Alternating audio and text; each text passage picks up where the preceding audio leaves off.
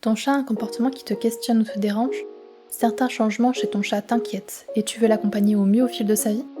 Et si pour l'aider à s'épanouir, il ne suffisait pas juste de l'aimer, mais aussi de comprendre son fonctionnement? Bienvenue dans les saisons de mon chat, un espace pensé pour des humains sereins et des chats bien dans leurs pattes. Ce podcast ne te promet pas de transformer ton chat. Je n'ai pas de recette miracle pour faire de lui un compagnon idéal pour toi.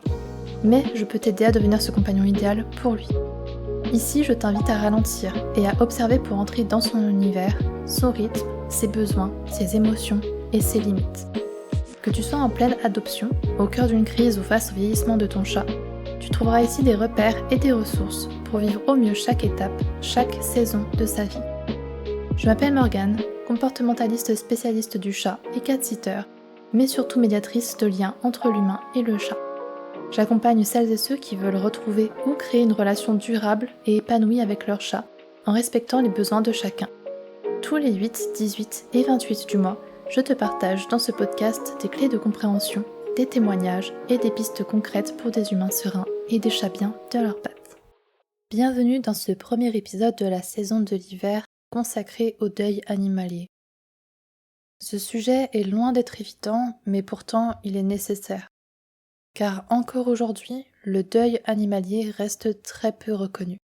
Et en parler, c'est faire en sorte de lui restituer sa véritable place.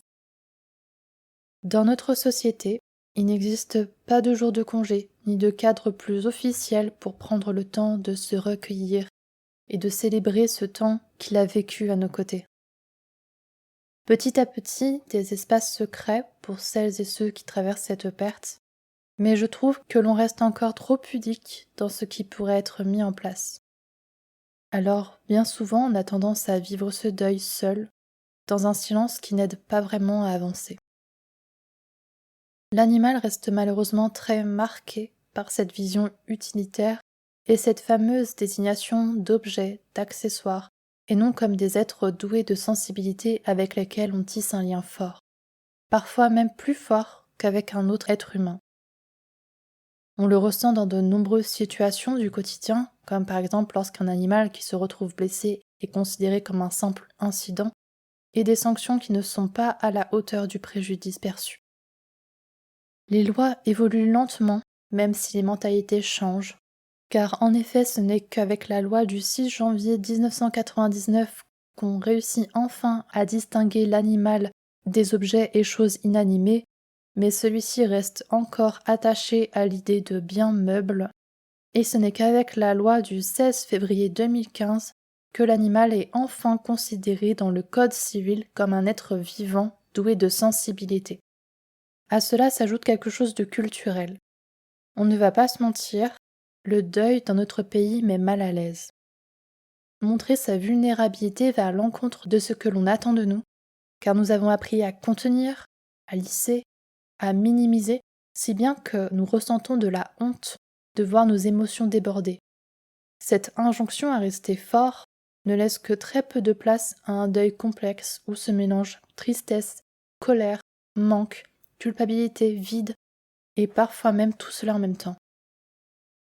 Pourtant, cette douleur qui t'alourdit le cœur est réelle et totalement légitime. Perdre son animal, ce n'est pas juste perdre un compagnon. Ce sont aussi des habitudes, une présence stable et rassurante, une relation sincère et sans jugement.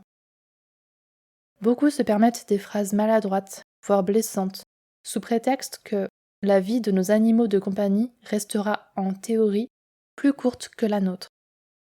Des phrases que l'on imaginerait difficilement prononcées dans un autre type de deuil, même si cela peut malheureusement arriver. Dans tout ce contexte, on peut être amené à penser que l'on exagère dans notre peine, que ce n'est pas normal d'être dévasté à ce point.